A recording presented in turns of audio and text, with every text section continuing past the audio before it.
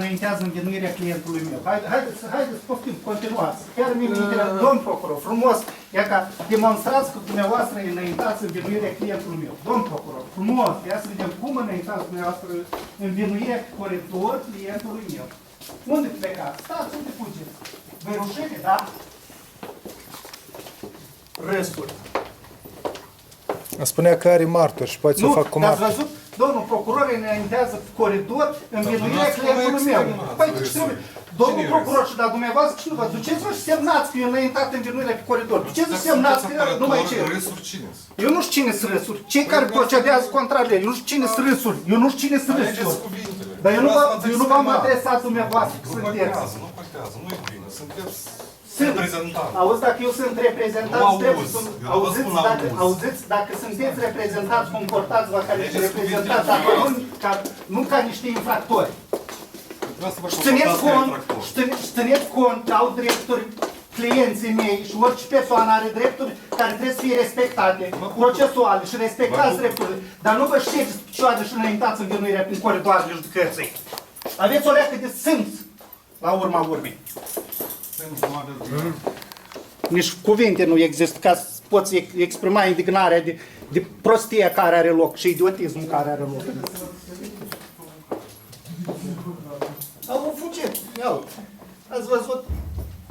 El, procurorul știe, ia că el m-a invitat și a zis că domnul avocat, ia că eu în prezența colegilor îi înaintez învinuirea și am să declar și am să arăt că dumneavoastră renunțați să participați la activitatea procesuală. Aici pe coridor, zic că domnul, eu chemai pe toți colaboratorii să semneze procesul. De ce au fugit pe scările de asta și nu au continuat activitatea? Să vadă toată lumea cum se înaintează învinuirea pe sălile judecății.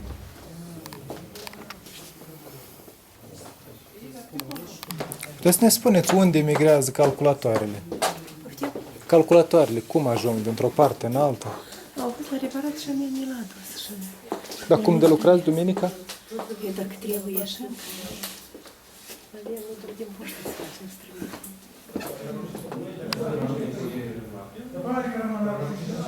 Все, haideți.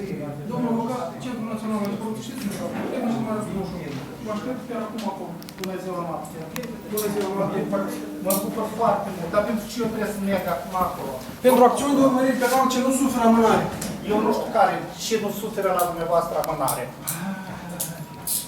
Vania mai ajunge.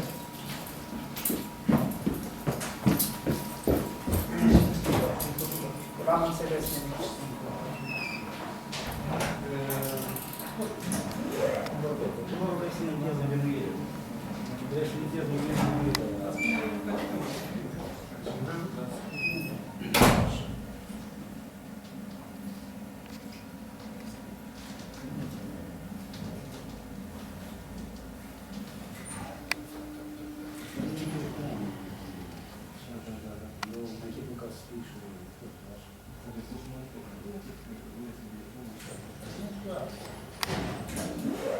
Sau ceva. Cum pot să mă deplasez eu undeva? Eu ce am avion ca să mă deplasez, să alerg din urma cuiva?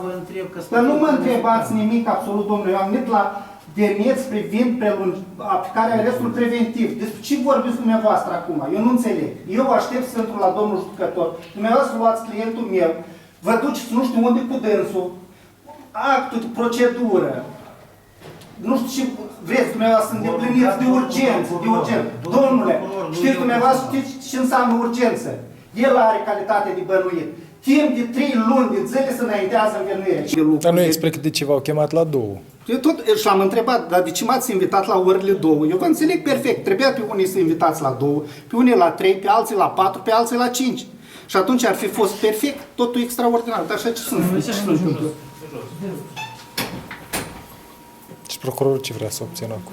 Dar eu nu știu ce vrea el să obțină. Vrea să demonstreze incompetența lui și lipsa de pregătire profesională. Ce poate el să demonstreze? Dacă l-a recunoscut bănuit abia ieri, pe data de 2 sau și acum pe data de 4 el înaintează învinuirea. Ce probe a putut domnul procuror să acumuleze în 2-3 zile pentru a înainta învinuirea? Deci calitatea de bănuit conform codului de procedură penală este 3 luni de zile. În 3 luni de zile poți să acumulezi câte dorești probe și să înaintezi învinuirea la orice etapă, dar nu într-un mod formal. Eu azi am vrut să înaintez învinuirea, ci atât timp cât o stat aici în birou și eu audea pe ăștia, probabil că el a mai făcut niște concluzii, că iată avem probe de acum care confirmă cu certitudine că el poate avea calitate de vin. Eu nu știu care sunt concluzii, dar modul brutal, alergați din urma mea, nu știu pe care adresă. Asta e modalitate de citare a unei persoane pentru a participa la efectuarea unei activități procesuale. E că este un procuror din procurorii care își exercită în mod abuziv și criminal atribuțiile funcționale.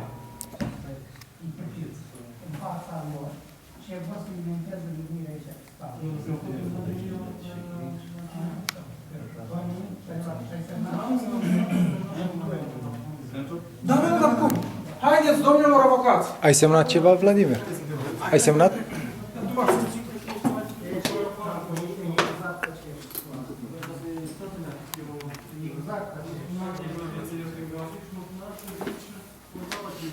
Coleg, gând.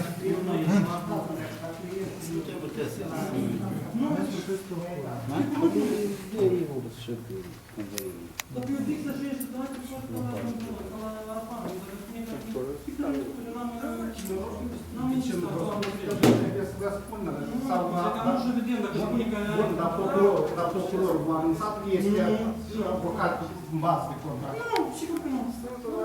Păi, de corpul legal, nu știu teme, dacă este contract, clar cum poți să... Domnilor avocați, poftim. Și să participi.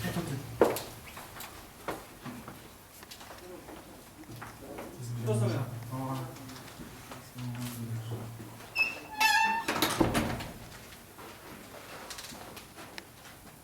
Comunicat pe care, că vezi, eu, colegul deja într-un problemă.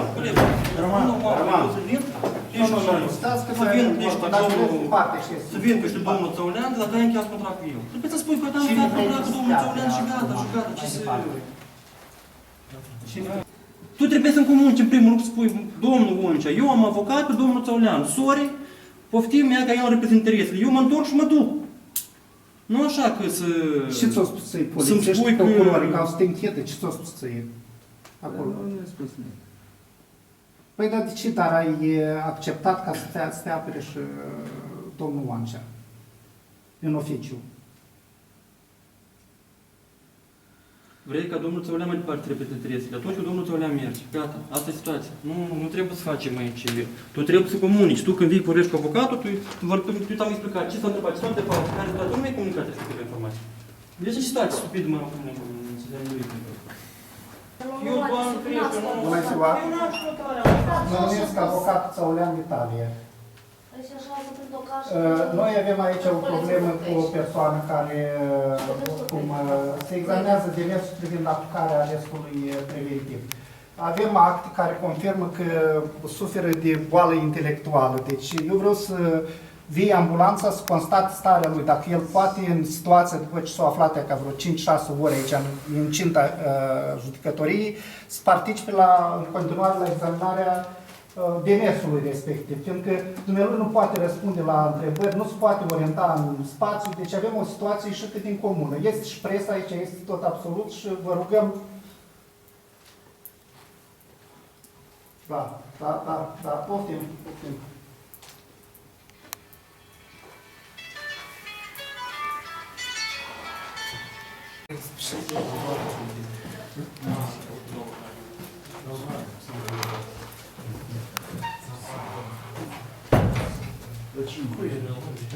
Persoana e înăuntru, dar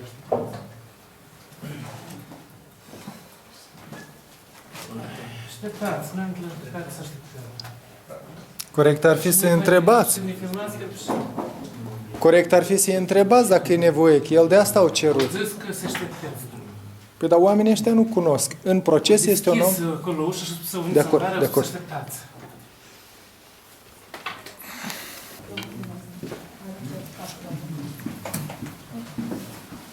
Să nu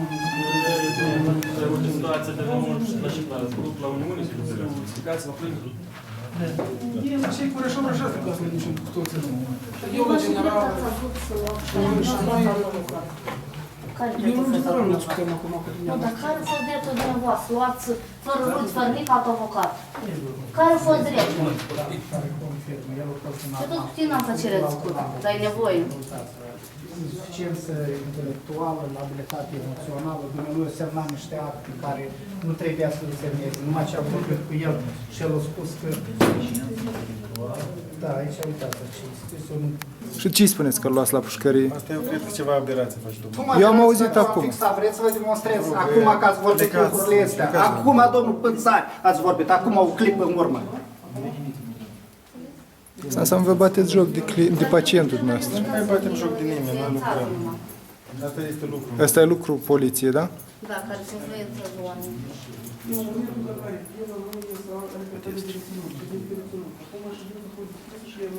Pentru concluziile dumneavoastră. Intrați-vă. Trebuie să vă transportați.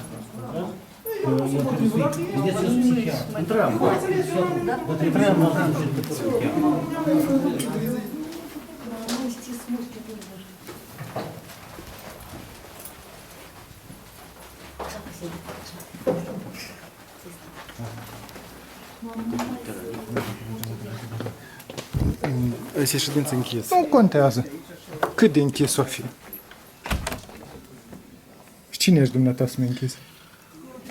Dați-mi voie. Cât de închisă e ședința? Nu înțeleg. Ședința este închisă. Și cine sunteți dumneavoastră să decideți? Eu sunt ofițer de investigație. Eu vreau să aud de la judecător că am voie sau n-am voie. Poate îl bat acolo, poate îl torturează. Văd că procurorul se comportă foarte ciudat. Dumneavoastră, ca anchetător, nu știu, vă depășiți atribuțiile. Asta este gândirea dumneavoastră. Păi, împiedici presa să-și facă meseria. Dumneata împiedici presa să-și facă meseria. Bine. Cât e de bine?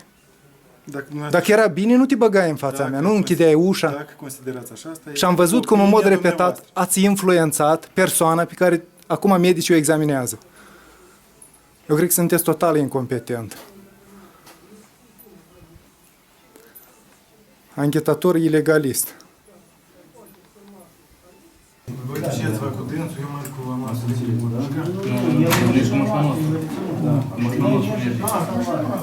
Dar ce cu mașina lor? Deci cu mașină. Dar ce cu mașina lor? Să le influențează ea? Domnul avocat. Ce înseamnă restul? Fie atent, i-a ascultat toți. Fie atent ce spun, dar nu și iară de nou ai să semnezi vreo hârtie. Ce am vorbit noi? Nu semnezi nimic, absolut nimic. Uita la Cum te limitaje. uiți și dai din cap și pe urmă faci lucruri. El a spus și nu spune, tu nu te uita la noi. Nu-ți pierde speranța, ți-am spus.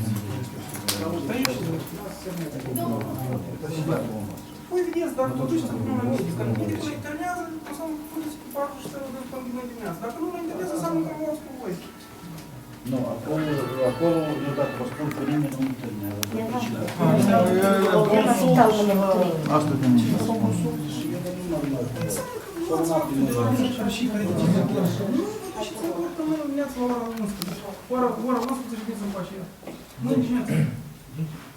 Ora 11. Cred că acum. Nu, 10.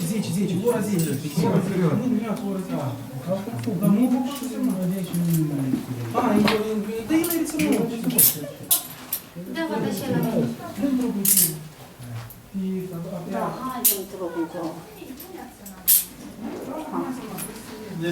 Vica, hai. Eu nu la casă. Vica, hai. Îți luăm sacoșă din nevă. Nu e niciun justificat. El a reținut până mâine. Eu am certificat pentru medic, nu știu cum eu mă S-a consum foaia în termen. Merge urgență. Urgență, voi Eu după n-am urgență. venit, Da, da. vă duci după urgență și pe urmă. Înțeles? Trebuie să vă urcați în urgență împreună cu el. El e bolnav. Da, și normal. Și nu trebuie să-l duceți în automobil și să-l influențați în continuare. Și să-l amenințați și să-i spuneți în pușcăria să stea. Facerea de ghine, dar și facerea și ghine a făcut. Vă Nu a luat spun notebook, bine. adică nu a luat notebook-ul. Da. Ce să vă la... Deci salvare, da? Ce să vă salvare? Vă iau împreună. Mi-a luat personale. Nu e personal, e mașină de minister. Minister? Mai pune numere și la mașinile personale, numere de minister.